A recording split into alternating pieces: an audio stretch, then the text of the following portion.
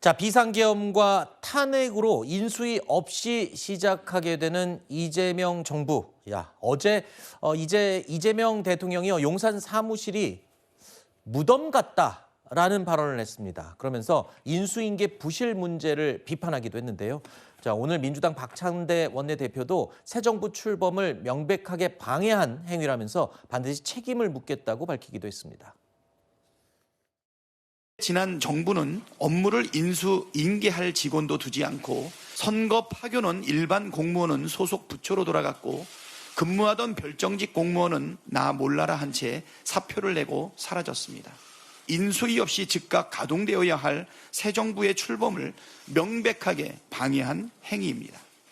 민주당은 결코 좌시하지 않을 것이며 이러한 지시를 내린 자에 대해서는 반드시 책임을 물을 것입니다. 내란 극복과 대한민국 정상화에 총력을 기울여야 하는 시기입니다. 모두 마음을 모아주시고 적극적으로 협력해 주길 바랍니다. 그러니까 국정 운영에 끊김이 없이 안정적으로 시작을 하기 위한 그런 조치들이 지금 속속 내려지고 있는 걸로 보입니다. 취임 첫날인 어제 이재명 대통령은요, 첫 번째 행정명령을 내렸습니다. 비상경제 대응 TF를 구성하라고 지시를 한 건데요. 자, 직접 회의도 주재를 했습니다. 그러면서 민생 회복에 집중하겠다는 의지를 다시 한번 강조했습니다. 벼랑 끝에 몰린 민생을 되살리고 성장을 회복해서 모두가 행복한 내일을 만들어갈 시간입니다. 민생 회복과 경제 살리기부터 시작하겠습니다. 불황과 일전을 치른다는 각오로 비상경제 대응 TF를 곧바로 지금 즉시 가동하겠습니다. 취임 이후 첫 번째 비상경제점검 TF를 저녁 7시 30분부터 밤 9시 50분까지 주재했습니다. 작고 세세한 발상이나 입법적 요구사항이 있다면 직급과 무관하게 언제든 제안해 줄 것을 요청했습니다. 이재명 대통령의 개인 전화번호를 전달하고 개인 소셜미디어나 전화로 직접 알려달라고 요청했습니다. 앞서 이 전임 정부의 인수인계가 부실하다라고 비판을 하기도 했지만 지금 어제 TF를 직접 주재하면서 실무자들에게 개인 전화번호를 직접 전달을 했다는 거예요. 그러니까 일단 경제 살리기, 경제 회복에 집중하는 것도 하는 거지만 일일이 직접 챙기겠다는 그런 의지로 읽힙니다. 네, 그렇죠. 이제 격이 없이 소통을 하겠다라는 의지로도 읽히고 일의 효율성과 신속성을 위해서라도 직접적인 소통이 중요하다 이렇게 한 것으로 보입니다. 그러니까 이재명 대통령께서 사실 계속 강조해 오셨던 게 먹고 사는 문제를 해결하겠다라는 대목이었거든요.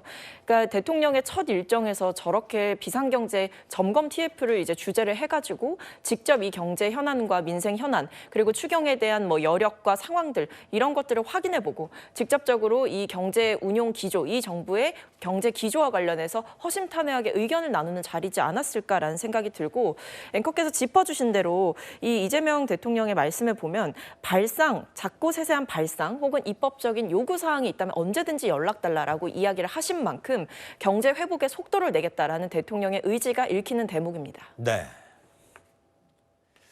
자, 일단 이 굉장히 가라앉은 이 경제, 민생을 살리려면 또 그만큼의 돈도 필요한 법이겠죠. 어제 이재명 대통령이 추경 논의를 시작했습니다. 그러면서 추경 규모에 대한 관심이 집중되고 있는데요. 민생 회복과 경제를 살리려면 결국에는 대규모 추경이 불가피하기 때문입니다. 민주당 대선 후보일 때 이재명 대통령은 여러 차례 이 추경 강조를 했었죠. 지금 단기적인 경기 부양이 필요한 상태입니다. 1분기에 마이너스 0.2% 성장, 0.2% 경제 규모가 쪼그라들었습니다. 추가 추경을 통해서 지금 당장 급한 불을 좀 꺼야 될 것 같습니다. 산업 지원을 위한 추경은 지금 당장은 좀 어렵지 않을까 싶고 일단 골목 상권이나 당장 민생의 어려움을 덜기 위한 추경에 집중해야 될 때라고 생각됩니다. 김문수 후보가 며칠 전에 갑자기 태도를 바꿔가지고 추경 35조 원 그러고 있길래 그거 다행이다 라고 제가 생각합니다만 안 그래도 나쁜데 부양을 해도 될까 말까 한 거를 그냥 방치해버리면 더 나빠지죠. 경제가 나빠질 때는 정부가 재정 지출을 늘려가지고 받쳐줘야 돼요. 자, 올해 초 민주당에서 35조 원 규모의 추경안을 제시를 했었죠. 하지만 지난달 13조 원 규모의 1차 추경이 일단 확정이 됐습니다. 이번에는 더 큰 규모의 추경이 전망이 되고 있는 상황인데 일단 국회에서 논의, 일단 다수당 입장에서 이 추경을 추진하는 데는 큰 무리는 없어 보이는데요. 그러니까 국회와 대통령의 관점에서 이제 추경을 추진하는 데는 무리가 없죠. 그런데 문제는 뭐냐면 저희 그 국가재정법에도 보면 기재부 장관이 이제 직업 공무원이잖아요. 네. 전문가가 볼 때 저희가 국가재정운영계획이라는 게 있어요. 법에 보면. 그 운영계획에 따라서 이게 재정 총량에 어떤 영향을 미치는지를 검토하게 돼 있단 말이죠.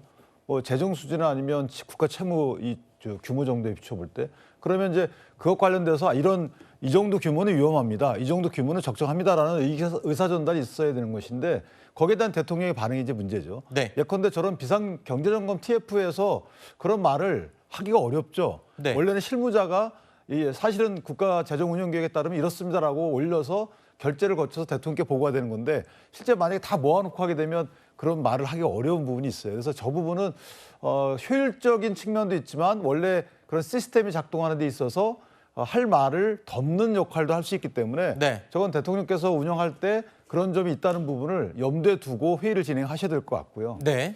마지막으로 그러니까 추경 편성에 대해서는 저는 개인적으로 동의합니다만은 네. 그 규모와 그 쓰임새죠. 그런데 네. 지금 지역화폐 발행을 한 18에서 20조 정도 하겠다는 건데 그 지역화폐 발행을 통해서 국가재정 운영 계획에 미치는 부정적 영향 대비 효과가 적다. 그럼 그 부분도 약간 고쳐야 되는 부분이 있기 때문에 네. 그 어떤 쓰임새와 규모의 문제일 뿐이다. 네. 그리고 마지막 하나 추가한다면 지금 이제 전 정부의 그 뭐 대통령실에 대한 공무원들에 대한 탓을 많이 하시는데 네. 실제 의전비서관이나 이런 분 비서실장 등이 먼저 준비를 했어야 돼요.